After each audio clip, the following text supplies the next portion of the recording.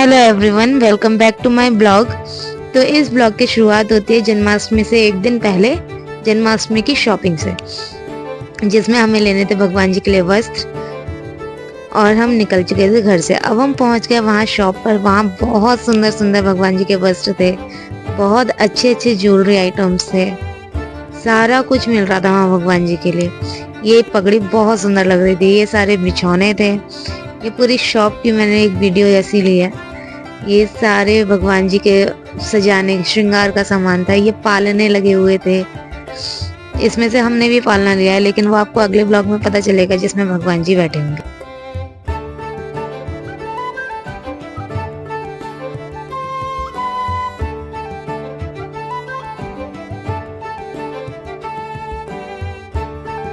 वहां से हमने भगवान जी का सामान निकल लिया और हम निकल गए वहां से दूसरी शॉप के लिए, क्योंकि अभी हमें बहुत सारी शॉपिंग करनी थी। फिर हमने यहाँ से घर का सामान लिया, सारा कुछ लिया, और फिर हम लोग निकले बाकी और शॉपिंग के लिए। और वो करके हम लोग निकल गए घर के लिए। हम घर आए, हमने फिर चाय बनाई, चाय पी, थोड़ी देर रेस्ट किया। उसके बाद फिर हम शुरू हो गए अपने काम से, क्योंकि हमें बनानी थी काफ़ी सारी चीज़ें जन्माष्टमी के लिए। ये पहले मैंने सारे ड्राई फ्रूट्स रोस्ट किए एक एक करके।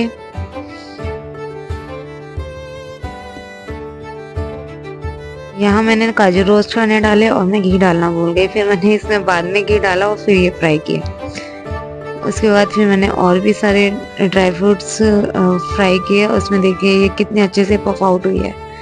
फिर ये खरबूज के बीज थे। फिर जितने भी मैंने ड्राई फ्रूट्स रोस्ट किए थे उन्हें दरदरा ग्राइंड कर लिया।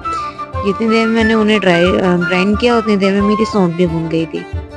फिर मैंने गोंद को भूना और फिर सौंठ और गोंद को पीस लिया।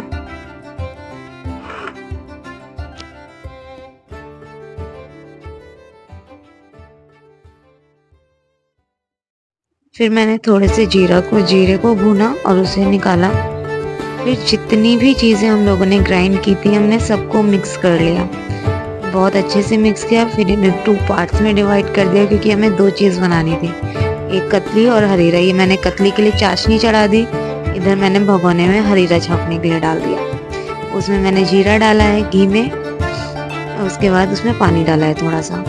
फिर चीनी डाल के हम इसके पानी को पकाएंगे। उसके बाद फिर इसमें ड्राई फ्रूट जो हमने ग्राइंड किए थे वो डाल देंगे। जहाँ हमारे यहाँ इसे हरीरा बोलते हैं, आपके यहाँ इसे क्या बोलते हैं ये आप कमेंट में ज़रूर बताइएगा।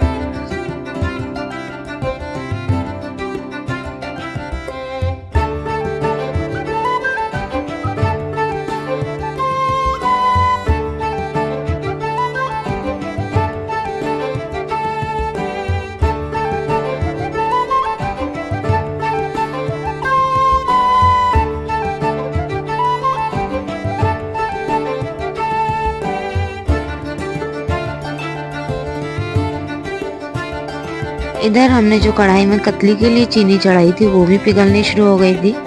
और तब तक हमने प्लेट्स पर घी लगा कर रख लिया था, ताकि जब हम उसे फैलाएंगे तो ये प्लेट पर चिपके ना और आसानी से छूट जाए। फिर इसके बाद इतना करने तक जो हमने हरीरा के लिए पानी रखा था वो उबल चुका था, तो हमने इसमें ड्राई फ्रूट्स डाल दिए। और फिर इधर हमने कतली में जो पानी था उसकी चाशनी तैयार हो गई थी, तो उसमें हमने ड्राई फ्रूट्स डाल के उसे भी थोड़ा सा पका लिया।